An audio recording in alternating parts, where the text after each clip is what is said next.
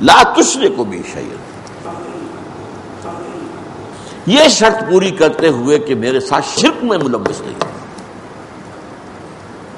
یہ مضمون میں نے آیت پڑھی آپ کے سامنے کہ 2 مرتبہ آیا سورہ نساء میں، ان اللہ لا یغفر ان یشرک بہ، اللہ اسے تو ہرگز معاف نہیں کرے گا کہ اس کے ساتھ شرک کیا جائے۔ وَيَغْفِرُ مَا دُونَ ذَلِكَ لِمَن يَشَاءُ، بخش دے گا جو بھی کچھ ہوگا اس کے سوا جس کو چاہے گا۔ یعنی یہ بھی نہیں ہے کہ یہ معافی کا اعلان عام ہو رہا ہے، یہ اللہ جس کو چاہے گا، اور جس کو چاہے گا میں کیا شرط ہے؟ اللہ ہی کو پکارتا رہا ہو، کسی اور کو نہ پکارا ہو، اللہ کو پکارا، کہیں غوث العظم کو نہ پکارا ہو، کہیں کسی نبی اور رسول کو نہ پکارا ہو، کسی کو نہ پکارا ہو۔ لا تدعوا مع اللہ احدا، اللہ کے ساتھ کسی اور کو مت پکارو۔ اس اعتبار سے اگر تو میرے پاس آئے گا زمین بھر، زمین کے حجم جتنے گناہ لے کر، ثم لقیتنی لا تشرک بی شیئا، پھر تو میرے ساتھ ملاقات کرے اس حال میں کہ تو نے شرک نہ کیا ہو میرے ساتھ، لاتیتک بقرابھا مغفرۃ، تو میں زمین کے حجم جتنی ہی مغفرت لے آؤں گا تیرے لیے۔ تو شرطیں کتنی آئی ہیں اس حدیث کے اندر، ما دعوتنی و نجوتنی۔ پہلی بات تو یہ ہے کہ اگر تم مجھے پکارتے رہے اور مجھ سے امیدوار ہوئے، ایک آیا استفتنی، مجھ سے مغفرت چاہیے، اور سب سے بڑی شرط ہاتھی کے پاؤں میں سب کے پاؤں کے مطابق شرک نہ ہو۔ اب اس سے آپ کو اندازہ ہو جانا چاہیے، اور 2 آیت 2 مرتبہ جو آئی ہے سورہ نساء میں، شرک کو معاف نہیں کرے گا، یہ اعلان عام ہے۔ تو شرک در حقیقت کتنا عظیم گناہ ہے، لیکن اس کی حقیقت کو سمجھنا آسان کام نہیں ہے۔ ہوس چھپ چھپ کے سینوں میں بنا لیتی ہے تصویریں۔ آپ نے بت سامنے رکھ کر نہیں پوجا، اپنی خواہش نفس کو پوج لیا۔ ہم پچھلی مرتبہ پڑھ چکے ہیں آیات، ارأیت من اتخذ الہہ ہواہ افانت تکون علیہ وکیلا۔ ہے نبی، آپ نے غور کیا اس شخص کے حال پر جس نے اپنی خواہش نفس کو اپنا معبود بنا لیا ہے، اس کو پوج رہا ہے۔ کوئی بت خانہ نہیں ہے، بت خانہ شکستم میں نے بت خانہ تو توڑ دیا، لیکن اندر جو ہے ہوس چھپ چھپ کے سینوں میں بنا لیتی ہے تصویریں، اندر کا بت خانہ آباد ہے۔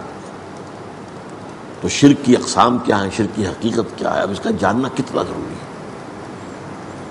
ہمارے یہاں بعض مسائل کے اوپر شرک اور توحید کی بحثیں جو ہیں وہ ہنج کر رہی ہیں۔ نور و بشر کا مسئلہ ہے، علم غیب کا مسئلہ ہے، ان مسئلوں پر قبر پرستی وغیرہ کا مسئلہ ہے۔ ٹھیک ہے، یہ چیزیں بھی اپنی جگہ پر اہم ہیں، لیکن آج کے دور کا شرک جس نے اسے نہ پہچانا، ہو سکتا ہے ہمارے پچھلے علماء نے شرک کے جو اقسام بیان کی ان کے اپنے زمانے کے اعتبار سے تھی،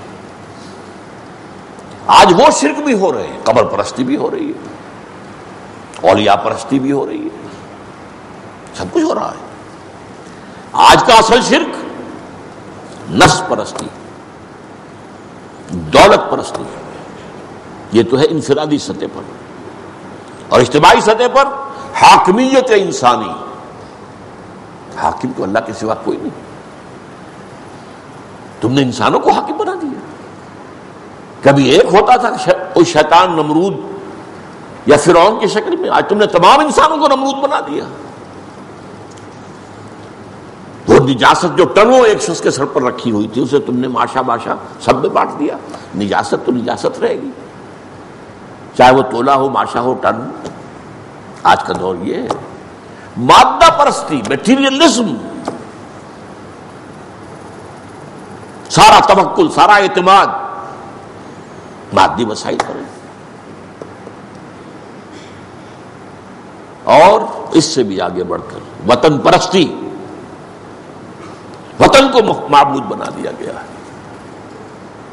اس دور میں میں اور ہے، جام اور ہے، جم اور، ساقی نے بنا کی روش لطف و ستم اور، تہذیب کے آزر نے ترشوائے صنم، اور مسلم نے بھی تعمیر کیا اپنا حرم اور ہی بت خانہ بنا لیا ہے۔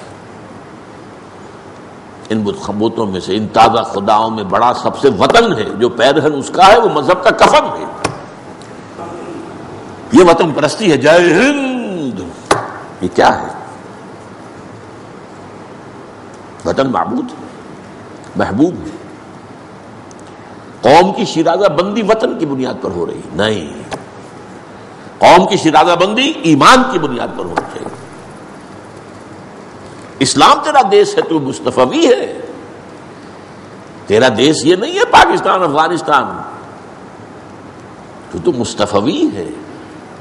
نئے افغان ہے نہ ترک و تتارین، ہم افغان اور ترک و تاتاری نہیں ہے، ہم تو ایک شاخ ایمان کے پھول ہیں۔ اس کو سمجھنا بہت ضروری ہے۔ شرک فی الذات، شرک فی الصفات، شرک فی الحقوق، شرک فی العبادت، شرک فی الدعا، اس موضوع پر بہت سی چیزیں شاید میری موت کے بعد ان کی قدر و قیمت ہوگی۔ میرے بڑے ابتدائی تحفے جو تھے اس امت کے لیے، ان میں سے حقیقت و اقسام شرک کے 6 گھنٹے کی تقریریں تھی میری۔ یہ میرا خیال ہے 40 برس پہلے کی بات ہوئی، میرا بھی ابتدائی دور تھا۔ مسجد دارالسلام میں جب خطابات میرے شروع ہوئے،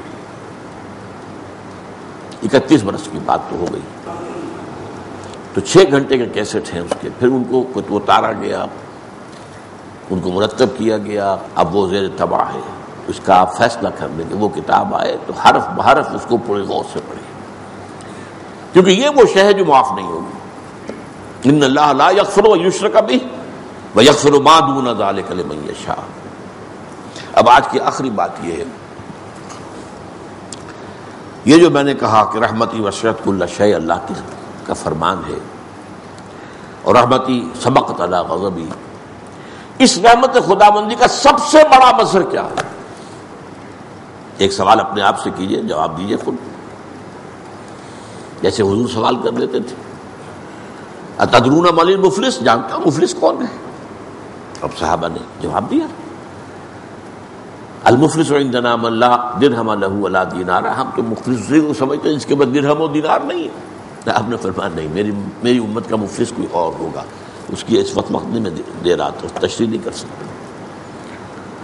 قرآن مجید میں بھی یہ اسلوب ہے،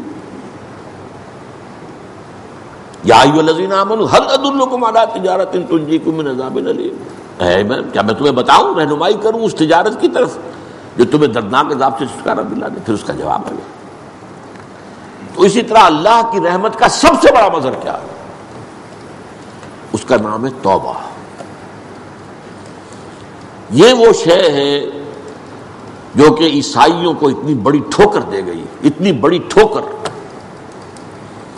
کہ حضرت آدم سے جو خطا ہوئی تھی، اب ابن آدم جو بھی دنیا میں آتا ہے اپنے باپ کی اس خطا کی پواں جو ہے گٹھڑی لے کر آتا ہے، گناہ گار ہے، انسان بنیادی طور پر گناہ گار ہے،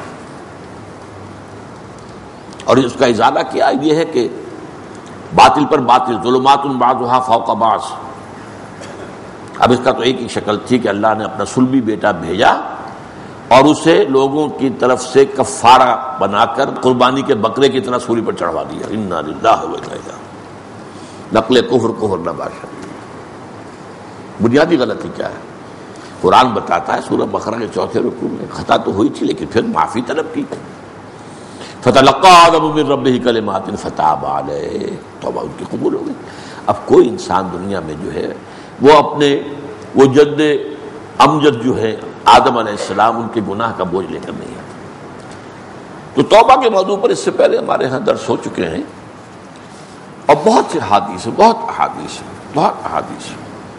ایک حدیث کا میں نے بار بار ذکر کیا ہے کہ اپنے بندے کی توبہ سے اللہ کو کتنی خوشی ہوتی ہے، یاد ہو گیا۔ آج 2 حدیثیں سنانا چاہتا ہوں، وقت کم رہ گیا ہے۔ حضرت ابو ہریرہ سے روایت مروی ہے اور یہ متفق علیہ ہے، نوٹ کیجیے۔ قال رسول اللہ صلی اللہ علیہ وسلم ان عبدا اذنب ذنبا فقال رب اذنبت فاغفرت، فقال ربہ